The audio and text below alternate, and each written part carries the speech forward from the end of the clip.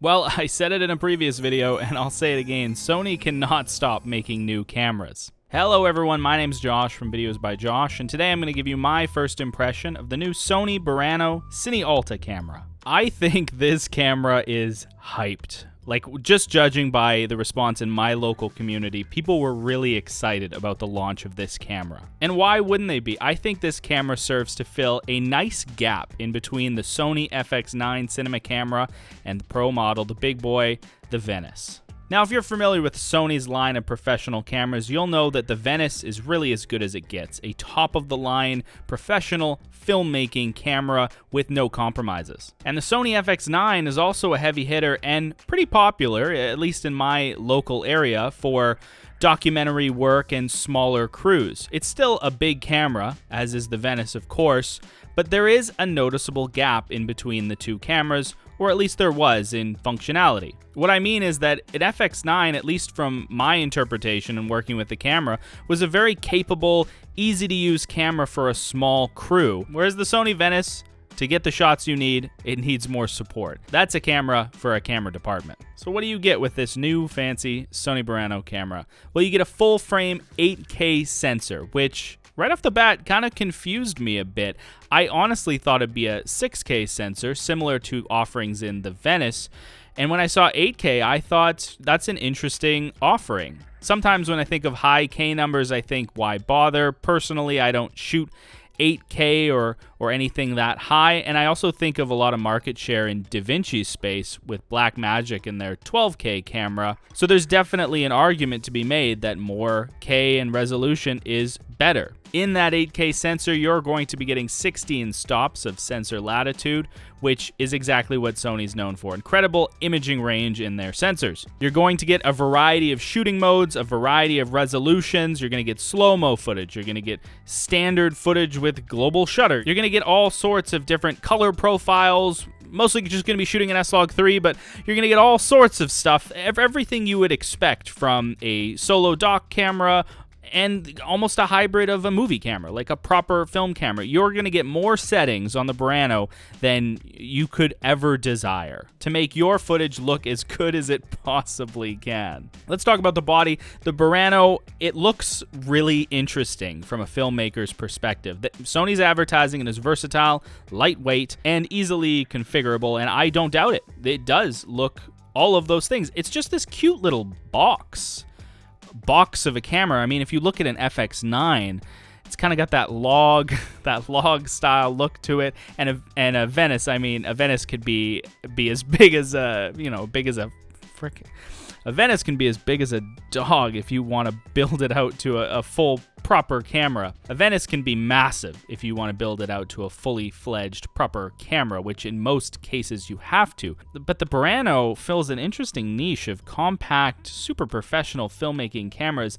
And honestly, when I saw it for the first time, I thought that's probably going to be a bit difficult to handle because it doesn't come with the heft and size I would associate with that type of performance. That being said, it already appears that there's a number of support options that will either come with the camera or can be purchased optionally as extras. The hand grip particularly looks very nice. It's got a massive eye loop. I'm not sure I'm a fan of that per se, but it does have that, and a top handle that's not remote in its controls. It has no buttons or functions. It's simply almost a NATO offering, but it looks solid enough, and I'm sure you'll be able to pair it with all the other cinema fixings to build it out to your heart's content. The lens mount will be able to support E-mount and PL. PL being essentially cinema standard for your big productions, and E-mount will be locking, similar to the FX9, which honestly, on these bigger, more professional cameras, I'm a fan of. Also, Sony's advertising this camera is 33% lighter than the Venice 2, which I can get behind. The Venice 2 is big. Okay, let's talk about probably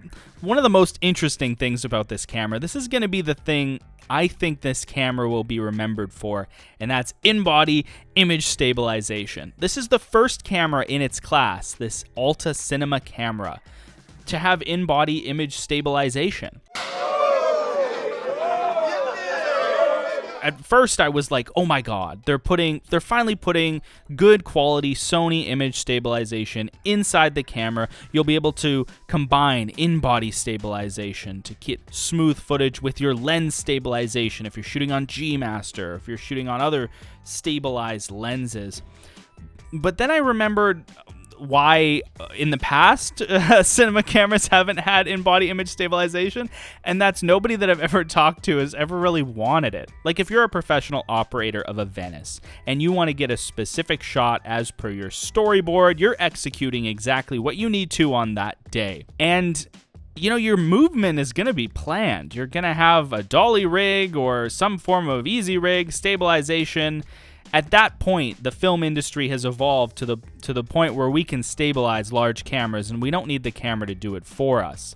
So I could see a lot of potentially old head camera operators talking about image stabilization and saying, why would I want the unpredictability of a moving sensor or the slight jelloing effect that it might bring to my image? I can see a lot of people turning that off. But as someone who relies on the FX3 and FX6 for his personal business, it's really interesting. It's really interesting to see them push IBIS into the super higher models. Potentially, they're looking at smoothing the transition. And I know the FX6 doesn't have IBIS, but the FX3 does, and I really enjoy it. It's just interesting to see them pushing this like consumer level feature into the pro range. I don't know what it means for the future of cinema cameras, but you know, to go from an FX3 to a Burano and to have the same IBIS is wild to me.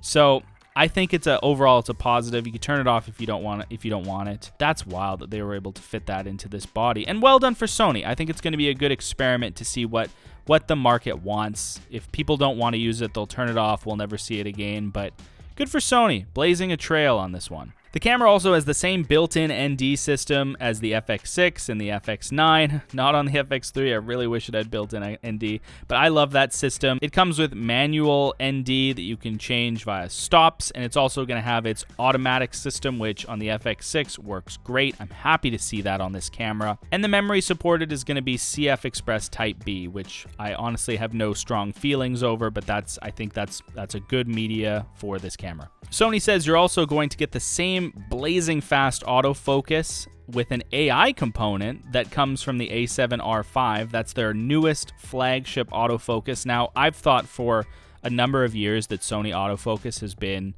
great and superior in the market, and I've had that opinion almost since the A7 III days, like when it was kind of fighting back and forth between Canon's dual pixel autofocus. Like that's good too, but I've always liked Sony for what they can offer, and this is the best iteration of that on a cinema camera, so I don't think there's going to be any complaints. If you don't want it, don't use it. Throw a manual lens on there. You have best of both worlds. Looking at the camera again, I can't get over how stubby it is. Like, it's just a little box. And I know you're going to build it out. I know you're going to get an expansion, like a V-mount expansion breakout box, so you can get your power to your different things, and then you're going to throw a V-mount on it, and who knows how you're going to rig it out. You're going to make it longer. Typical cinema camera. But in terms of, like, the brain, I'm getting, like red camera vibes from just, like, the cube that you kind of build around. And it's amazing that Sony was able to build this camera in such a small frame, essentially a mini Venice in a small frame.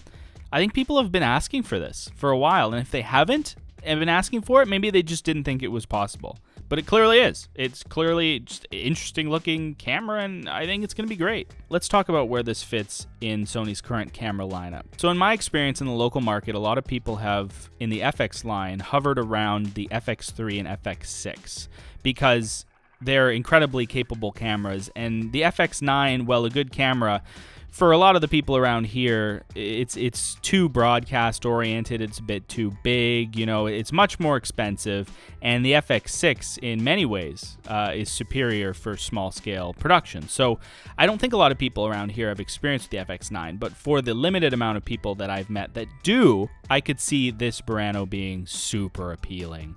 Like honestly, you're an FX9 owner and you want better recording codecs, better resolution, you just want a higher quality camera from the FX9, where do you go? You go to Venice, but I mean, can you afford it? Can you afford a camera of that magnitude? You're going to have to make compromises in potentially renting it out or trying to recoup your money in some way, because that's a massive price jump. And while I do think the Burano is quite steep for what I mean, it's well priced. It's well priced. I do think it's expensive, a bit steep for potentially where I thought they would come in for a middle road camera. But it's the obvious upgrade path if you're coming from an FX9 and you need something with a bit more heft to it. And I think Sony was great in placing something there. And it bridges the gap so well between the FX line and the CineAlta line. It's right there. It's got all of the form and function capabilities of the FX line while having the sensibilities and the extra features of the Alta line and the Venice. And it blends those distinctions really well. I love the feature set that they're advertising, and I think the form factor is killer. I could watch Burano footage for days. Like, the footage out of this camera looks great, and I know it's promo footage. I know it's the best stuff to advertise you to purchase their camera, but I mean, come on. How far have we come that we're able to produce images that look this good? And for a pretty approachable, pretty achievable price if you're a full-time working director of photography, or if you have a business that needs good image, this is good image. And good image with a small crew, too. You can keep your costs down in other ways. Do I need a focus puller? If I have autofocus? I don't know. Do I? I don't know.